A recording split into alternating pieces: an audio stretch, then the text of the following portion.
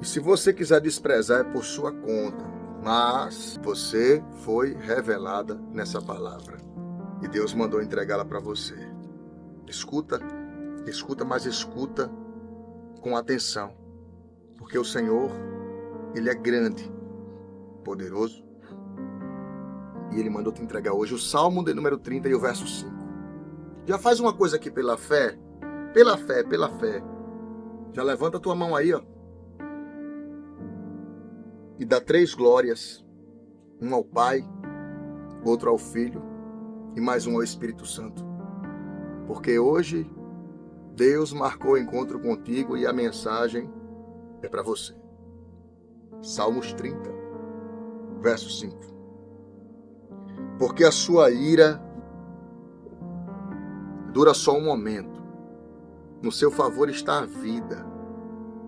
O choro pode durar uma noite, mas a alegria vem pela manhã. Eu dizia na minha prosperidade, não vacilarei jamais. Tu, Senhor, pelo teu favor fizeste forte a minha montanha, tu encobriste o teu rosto e fiquei perturbado. A ti, Senhor, clamei e ao Senhor supliquei. Que proveito há no meu sangue quando desço a cova? Porventura te louvará o pó, anunciará ele a tua verdade. Ouve, Senhor, e tem piedade de mim. Senhor, sê o meu auxílio. Palavra de Deus. E o Senhor lhe trouxe hoje para você ouvir essa palavra com alegria, com exatidão. Eu não creio que foi o acaso que lhe trouxe aqui. Eu tenho certeza que foi o Espírito Santo. O salmista, ele usa uma expressão muito forte, dizendo que a ira de Deus dura só um momento, porque no favor está a vida. O choro dura uma noite inteira, mas a alegria vem pela manhã. Ele fala de um socorro.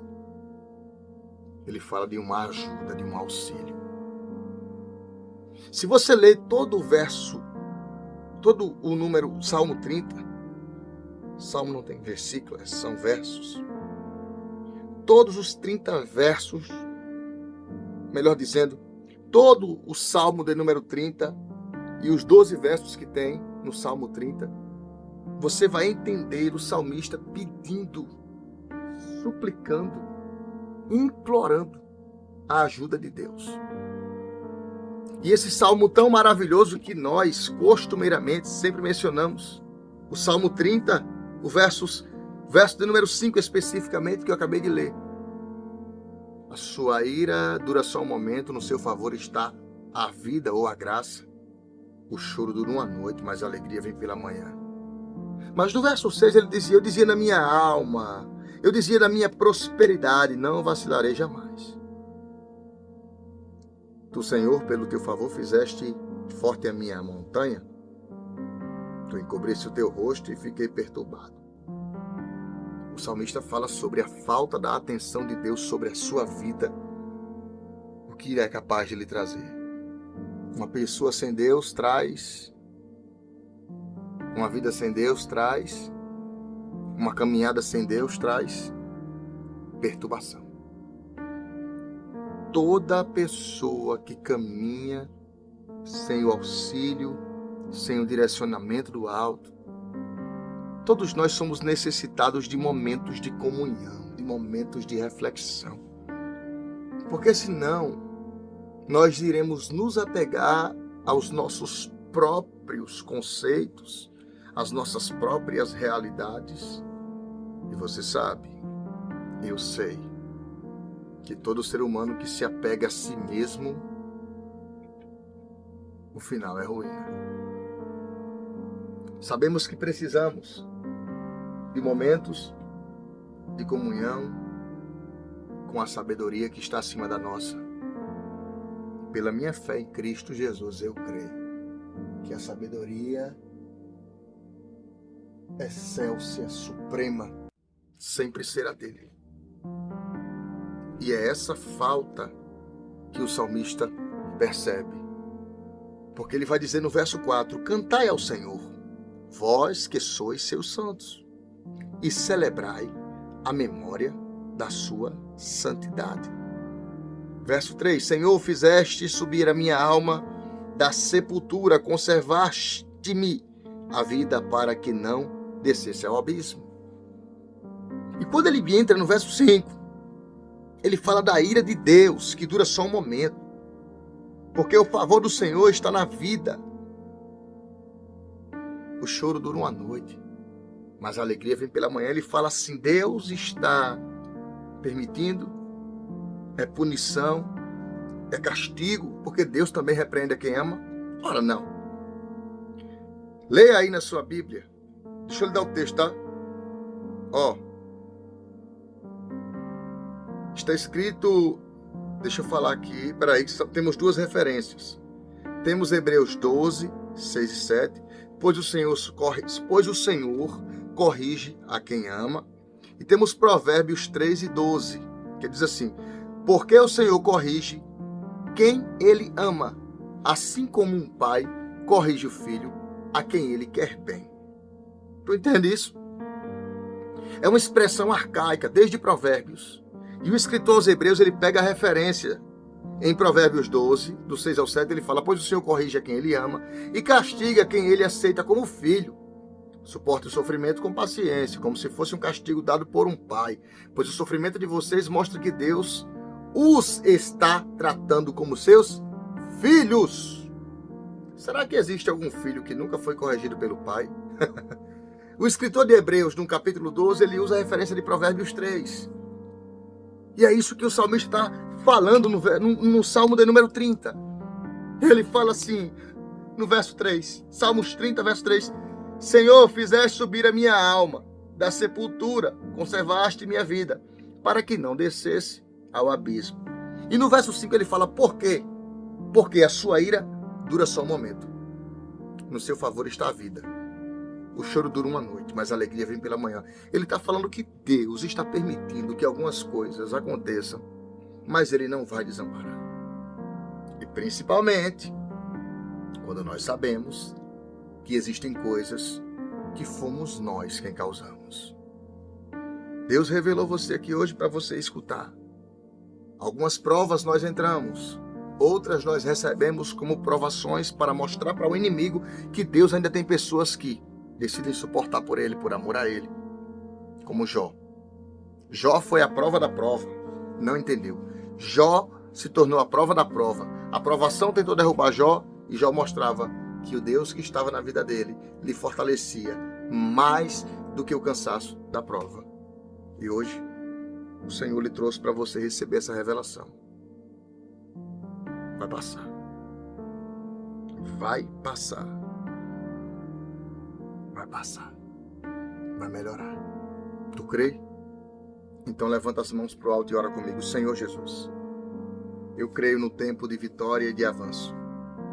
Eu creio no tempo de prosperidade e de muita, mas muita graça sobre graça, e que as lutas de hoje me sirvam de ensinamento. Diga, Senhor Jesus, eu creio, acredito e confio que tudo o que eu tenho aprendido e passado é para a glória e louvor do seu nome. Diga, Senhor Jesus, que essa provação, que essa dificuldade, seja ela qual for, me traga aprendizado. Que a provação produz paciência.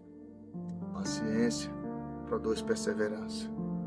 A perseverança produz fé.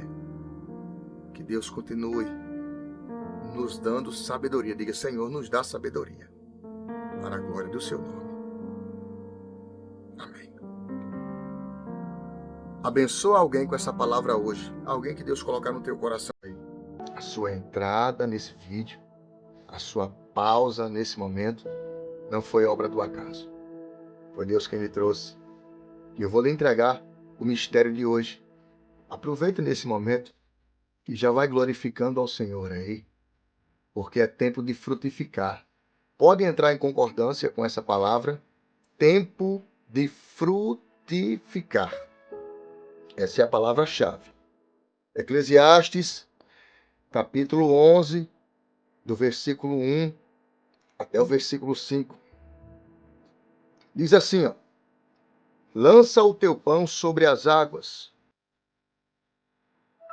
porque depois de muitos dias o acharás. Reparte com 7 e ainda até com 8, porque não sabes que mal haverá sobre a terra. Estando as nuvens cheias, derramam a chuva sobre a terra, e caindo a árvore para o sul ou para o norte, no lugar em que a árvore cair, ali ficará. Quem observa ao vento nunca semeará, e o que olha para as nuvens nunca cegará. Assim como tu não sabes qual o caminho do vento, nem como se formam os ossos no ventre da que está grávida, assim também não sabes as obras de Deus, que faz todas as coisas. Pela manhã semeia a tua semente, e à tarde não retires a tua mão, porque tu não sabes qual prosperará, se esta, se aquela, ou se ambas igualmente serão boas. Verdadeiramente suave é a luz e agradável é aos olhos ver o sol. Mas se o homem viver muitos anos e em todos eles se alegrar, também se deve lembrar dos dias das trevas, porque hão de ser muitos. Tudo quanto sucede é vaidade. A palavra que Deus me entregou hoje, ela tem muito a ver com você. O escritor de Eclesiastes é atribuído a Salomão, e muitos que cultuam esse credo, cultuam esse crer, que Salomão é quem escreve Eclesiastes, vão dizer que é o livro da efusão da sabedoria, quando ele não é mais o moço de Cantares de Salomão, não é mais o homem de meia idade de Provérbios. Agora, ele já é o homem maduro, na sua idade mais avançada, digamos assim. Dizem também que o livro de Eclesiastes foi escrito com a ajuda de um escritor chamado Correlete, que era um escritor da época de Salomão. Curiosamente, esse nome aparece em outros livros didáticos, livros extrabíblicos, e assim ele é mencionado como uma espécie de auxiliador na escritura desse livro de Eclesiastes. Mas essa expressão é de alguém que está dizendo: faça com fé, porque aquele que olha para o tempo não semeia nada. Já pensou se nós estivéssemos sempre esperando para que as coisas só nos fossem favoráveis? Já pensou para o trabalhador que precisa sair às 4h30 da manhã, escutar o barulho da chuva às 3h40, porque já está levantando na telha da sua casa ou na janela do seu apartamento, e dizer: nossa, está chovendo, não vou trabalhar hoje. Se você olhar para o tempo, você não faz nada. O que acontece? Quem pega ônibus tem que se virar com guarda-chuva, capa de chuva. Quem vai de motocicleta, capa de chuva. Quem vai de carro, glória a Jesus por isso. Quem precisa de transporte público não se limita por conta do tempo. E ele vai dizer que é essencial: lança o teu pão sobre as águas, porque depois de muitos dias o acharás. Essa é uma expressão simbólica, dizendo que aquele que reparte com 7 ou até com 8 está fazendo uma boa obra, porque não sabe que mal haverá sobre a terra. E qual é a intenção dessa? Você não sabe de quem vai precisar amanhã. Porque no tempo de escassez é o tempo que mais nos ensina. Olha para mim. O tempo da dificuldade, da aflição, é o tempo que mais nos coloca diante dos aprendizados de Deus. Nós não aprendemos, na maioria das vezes, nos dias bons. Os dias bons nos trazem júbilo, alegria, celebração, gozo, tantas e tantas coisas boas, mas são os dias difíceis que nos mostram o quanto fortes somos. E esse escritor está dizendo, lança o pão, que você não sabe. Ei, presta atenção. Existe um tempo de semeadura. E ele vai dizer no versículo 3, estando as nuvens cheias, derramam a chuva sobre a terra, e caindo a árvore para o sul, ou para o norte, no lugar em que a árvore cair, ali ficará. E quem observa o vento nunca semeará, e o que olha as nuvens nunca cegará. Porque ele vai dizer assim, existem dias tão ensolarados, mas tão ensolarados, que parecem que aqueles dias nunca terminarão, e aqueles que semeiam nunca vão ter chuva para poder regar a terra. Aquele que observa o vento, às vezes nem vai querer sair de casa. E o que é que se faz? Lança o pão. O pão é a esperança, a expectativa, é a fé. O pão é a sua semente mais rara de se carregar dentro de si. Hoje Deus está dizendo para você que há um tempo de colheita, mas você precisa fazer o que deve ser feito sem olhar para o momento.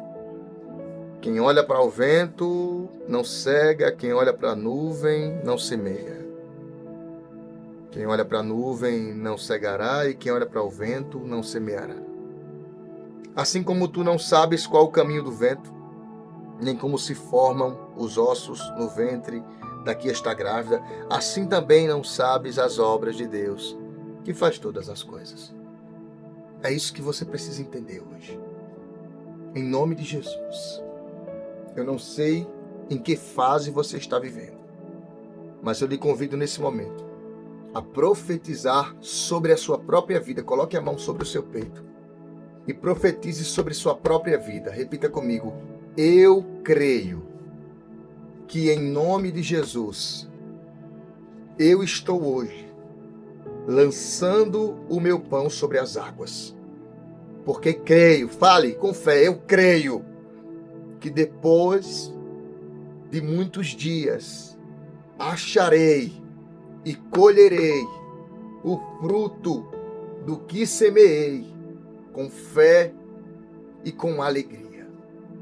Ore comigo nesse momento. Senhor meu Deus, Senhor da glória, graças eu te dou, te rendo louvores, te engrandeço e te agradeço por tudo que tens feito.